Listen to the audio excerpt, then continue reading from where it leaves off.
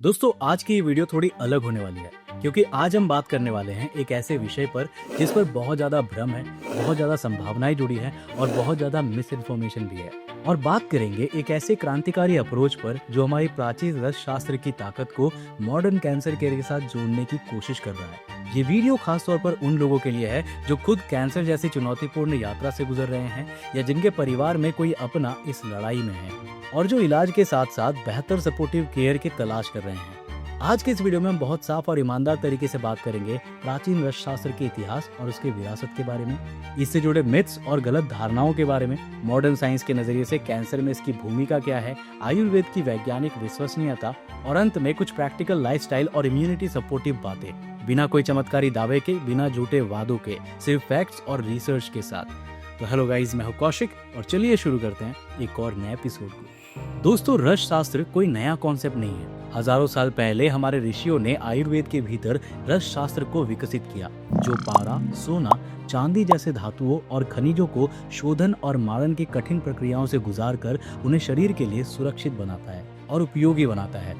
8वीं से 12वीं सदी के ग्रंथ जैसे रस रत्न समुच्चय और आचार्य नागार्जुन के ग्रंथ इस विज्ञान की गहराई को दिखाते हैं। अब इस बात को भी जानना जरूरी है कि भारत में आचार्य नागार्जुन ने रस शास्त्र को एक प्रयोग आधारित विज्ञान का स्वरूप दिया। उनका सबसे महत्वपूर्ण योगदान था शोधन यानी कि प्यूरिफिकेशन और मारन यानी कि कैल्सिनेशन की वैज्ञानिक प्रक्रिया। उन्होंने ये सिद्ध किया कि कच्चे रूप में विषैले माने जाने वाले तत्व जैसे कि पारा, मरकरी, गंधक यानी कि सल्फर, सोना, चांदी और तांबा यदि नियंत्रित ताप, विशिष्ट वनौषधियां और चरणबद्ध प्रक्रियाओं से गुजारे जाए तो वे शरीर के लिए औषधि बन जाते हैं, विष नहीं।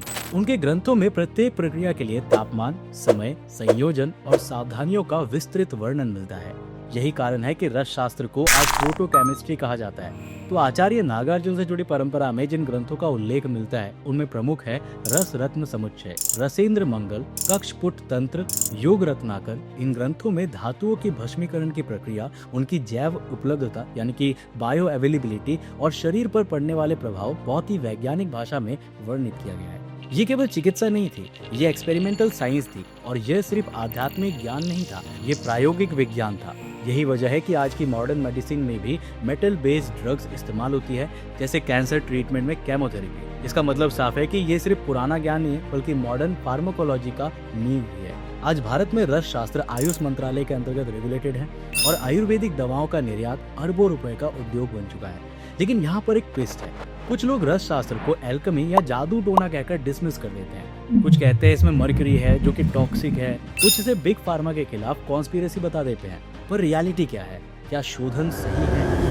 देखो, अगर फॉर्मुलेशन ऑथेंटिक हो, अगर डोसेज सही हो तो रस औषधियाँ सुरक्षित होती है। समस्या वहाँ आती है जहाँ फेक, अनरेगुलेटेड या इम्प्रॉपरली प्रिपेयर्ड दवाएं इस्तेमाल होती है और यहीं पर ना क्वालिटी और एक्सपर्टीज सबसे ज्यादा जरूरी होती है। इसी लेगेसी को मॉडर्न तरीके से आगे बढ़ा रहा है पुनर्जन आयुर्वेद कैंसर क्लिनिक, दिल्ली स्थित एक leading cancer supportive care centre. इसकी स्थापना की बोम्मू वेंकटेश्वर रेड्डी जी ने, जिन्होंने 25 साल से ज्यादा की रिसर्च के बाद रस शास्त्र और रसायन आयुर्वेद को कैंसर पेशेंट्स के लिए क्लिनिकली अडेप्ट किया। पुनर्जन का फोकस बहुत ही साफ है, कैंसर का इलाज बदलना नहीं है बल्कि इलाज के साथ शरीर मजबूत बनाना है। अब जरा मॉडर्न साइंस के नजरिए से बात करते हैं। दोस्तों, कैंसर आज एक ग्लोबल क्राइसिस है। हर साल दुनिया भर में लाखों लोग इससे प्रभावित होते हैं। एलोपैथी में केमो रेडिएशन और सर्जरी जैसे ऑप्शंस हैं, लेकिन इनके साइड इफेक्ट्स, थकान, उल्टी, कमजोरी, इम्यूनिटी गिरना कई बार ट्रीटमेंट से भी ज्यादा मुश्किल हो जाते हैं। और यहीं पर रस शास्त्र और आयुर्वेद सपोर्टिव केयर की भूमिका निभाते हैं। अगर रिसर्च देखें तो कुछ रिसर्च आर्टिकल्स में इससे जुड़ी कई स्टडीज मौजूद हैं। तो एम्स दिल्ली की 2020 की एक नई स्टडी में पाया गया कि मकरध्वज जैसी पारंपरिक मर्क्यूरियल प्रिपरेशन कैंसर पेशेंट्स में फटीग को कम करता है और इम्यूनिटी सपोर्ट करने में मदद करती है। बनारस हिंदू यूनिवर्सिटी के रिसर्च में स्वर्ण भस्म को एंटी इन्फ्लेमेटरी बताया गया है और लैब लेवल पर ट्यूमर ग्रोथ को इनहिबिट करने की क्षमता दिखी है। रस सिंदूर जैसे हर्बो मिनरल कॉम्बिनेशंस केमो के साइड इफेक्ट्स जैसे कि नोजिया, वीकनेस और लो एनर्जी को मैनेज करने में सपोर्टिव रोल प्ले करता है। लेकिन एक बात बहुत जरूरी है, ये रिप्लेसमेंट नहीं है बल्कि ये कॉम्प्लीमेंट्री थेरेपी है। यहाँ तक कि अमेरिकन कैंसर सोसाइटी भी इंटीग्रेटिव मेडिसिन को एक्नॉलेज करती है, जहाँ कन्वेंशनल ट्रीटमेंट के साथ साथ आयुर्वेद जैसे सिस्टम्स सपोर्टिव भूमिका निभाते हैं। साल 2024 में journal of Ayurveda and integrative medicine में प्रकाशित एक स्टडी के अनुसार ब्रेस्ट कैंसर सर्वाइवर्स की क्वालिटी ऑफ लाइफ में लगभग 30% सुधार दिखा है। अब सवाल आता है कि क्या आयुर्वेद सच में क्रेडिबल है? वेल दोस्तों देखो, ये कोई सूडो साइंस नहीं है। दरअसल ट्रेडिशनल मेडिसिन को अपने ग्लोबल हेल्थ स्ट्रेटेजी में शामिल किया गया है। भारत में आयुष मंत्रालय और CIM इस सिस्टम को रेगुलेट करती है। आज पबमेड में 5000 से ज्यादा रिसर्च पेपर्स आयुर्वेद पर मौजूद हैं, जिसमें कई रैंडमाइज्ड कंट्रोल ट्रायल्स भी शामिल है। हल्दी का करक्यूमिन आज मॉडर्न लैब्स में कैंसर और इन्फ्लेमेशन में साइंटिफिकली प्रूवन है। आयुर्वेदा की खासियत है कि ये सिम्टम्स नहीं बल्कि रूट कॉज पर काम करता है। अब बात करते हैं पुनर्जन आयुर्वेदा के प्रैक्टिकल अप्रोच की। देखो, पुनर्जन सिर्फ दवा नहीं देता बल्कि ये एक कंप्लीट सिस्टम है जिसमें आता है पर्सनलाइज्ड रसायन थेरेपी, डाइट प्लानिंग, योगा और प्राणायाम और मेंटल हेल्थ काउंसलिंग। रसायन का असली निचोड़ है रिजुवेशन और रिकवरी। कैंसर पेशेंट्स के लिए कस्टमाइज्ड फॉर्मुलेशंस केमो टॉलरेंस बढ़ाने, एनर्जी रिस्टोर करने और इम्यूनिटी बैलेंस करने में मदद करती है। कुछ सिंपल लाइफस्टाइल बातें भी उतनी ही जरूरी है। रोज हल्का योग करना और अनुलोम विलोम करना, डाइट में आंवला, गिलोय, अश्वगंधा लेना, 7 से 8 घंटे की नींद लेना, स्ट्रेस मैनेजमेंट और मेडिटेशन करना। तो दोस्तों, प्राचीन रस शास्त्र की शक्ति आज पुनर्जन आयुर्वेद के माध्यम से मॉडर्न कैंसर सपोर्टिव केयर में उपलब्ध है। तो दोस्तों, इसके बारे में और बेहतर जानकारी लेने के लिए हम आए हैं अपने डॉक्टर के पास। तो मैडम, मेरा ये सवाल है कि क्या रस शास्त्र फॉर्मुलेशन केमो के दौरान सेफ है?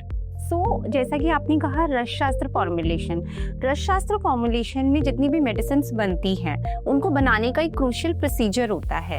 फर्स्ट वन इज शोधन कर्म। जितने भी इंग्रेडिएंट्स हैं उनको सबसे पहले डिटॉक्सिफाई किया जाता है। सेकंड वन इज मारण कर्म, जिसमें सारे इंग्रेडिएंट्स को ऐसे हर्ब्स के साथ ट्रीट किया जाता है जिससे कि एंटीटॉक्सिक इफेक्ट्स जनरेट हो।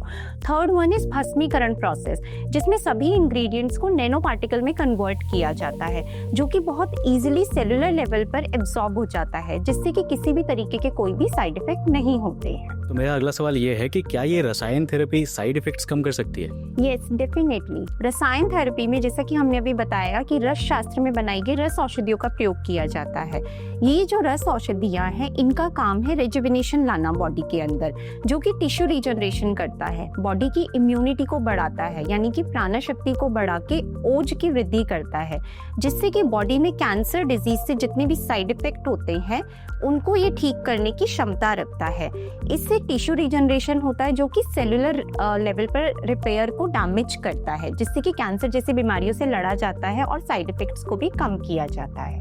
काफ़ी अच्छी जानकारी मिली हमें। मैडम, मेरा अगला सवाल ये है कि ये जो रसायन थेरेपी है, इसे कितने फ्रीक्वेंसी में लेनी चाहिए? देखिए, रसायन थेरेपी का हम जो इस्तेमाल कर रहे हैं यहाँ पर, वो कैंसर के लिए कर रहे हैं। कैंसर डिजीज में क्या होता है, दोषों का इम्बैलेंस होता है, जिसमें इम्यूनिटी जो है वो काफ़ी हद तक कॉम्प्रोमाइज होती है। जो रसायन थेरेपी है उसकी फ्रिक्वेंसी डिपेंड करती है कि बॉडी में डिजीज किस लेवल तक फैला है, कौन से स्टेज का कैंसर है। एट द सेम टाइम ये डिपेंड करता है जो कैंसर का पेशेंट है उसका इम्यूनिटी कितना कॉम्प्रोमाइज़ हुआ है, उसका फिजिकल, मेंटल, इमोशनल स्ट्रेंथ जो है वो कितना अच्छा है। तो जितने समय में ये असर करेगा, ये बीमारी का और मरीज का जो है उसकी स्ट्रेंथ पे डिपेंड करता है। तो मेरा अगला सवाल आपसे ये है कि पुनर्जन आयुर्वेदा लाइफस्टाइल में कैसे इंटीग्रेट होता है? देखिए, जब पेशेंट्स हमारे पास आते हैं तो सिर्फ हम उनको मेडिसिन ही प्रिस्क्राइब नहीं करते, बल्कि हम उनको कुछ ऐसे चेंजेस बताते हैं जो उनको लाइफस्टाइल में इंट्रोड्यूस करने चाहिए, जिससे आगे तक ठीक होने के बाद और during the course of disease and treatment also उनकी इम्यूनिटी अच्छे से डेवलप हो और शरीर में कोई रोग नहीं डेवलप हो सके। हम उनको विरुद्ध आहार का कॉन्सेप्ट बताते हैं, उनको ठीक से आहार कैसे करना चाहिए, कैसा लाइफस्टाइल और दिनचर्या रखनी चाहिए, जिससे उनकी बॉडी में दोषों की साम्य अवस्था मेंटेन रहे और कोई भी डिजीज़ ना हो पाए। हमारे डॉक्टर्स ने काफ़ी अच्छी जानकारी दी और आई थिंक कि आपको काफ़ी क्लियर हो गया होगा कि कैसे पुनर्जन आयुर्वेदा जो है वो आपके लिए सही है इस कैंसर की जर्नी में। अब अगर आप या आपके कोई जान पहचान का इस यात्रा में है तो आप पुनर्जन आयुर्वेद के साथ कंसल्ट कर सकते हो। Free counselling, personalised plans Delhi, Hyderabad, Vijayawada और अन्य सेंटर्स में उपलब्ध है। तो दोस्तों, उम्मीद है कि आपको आज के इस वीडियो से काफ़ी ज़्यादा इन्फॉर्मेटिव जानकारी मिली होगी। पुनर्जन आयुर्वेदा कैंसर क्लिनिक से रिलेटेड और भी जानकारियाँ मैंने डिस्क्रिप्शन बॉक्स में दे दी है और इसी के साथ आप इनके हिंदी यूट्यूब चैनल को जाकर के एक्सप्लोर कर सकते हो, जहाँ पर आपको और भी ज़्यादा डिटेल्स मिल जाएंगे। दोस्तों, उम्मीद जिंदा रखना सबसे ज़रूरी है। इलाज के साथ साथ शरीर और मन को मजबूत बनाना भी जरूरी है। खुद को बनाए मजबूत और उम्मीद बनाए रखें पुनर्जन के साथ।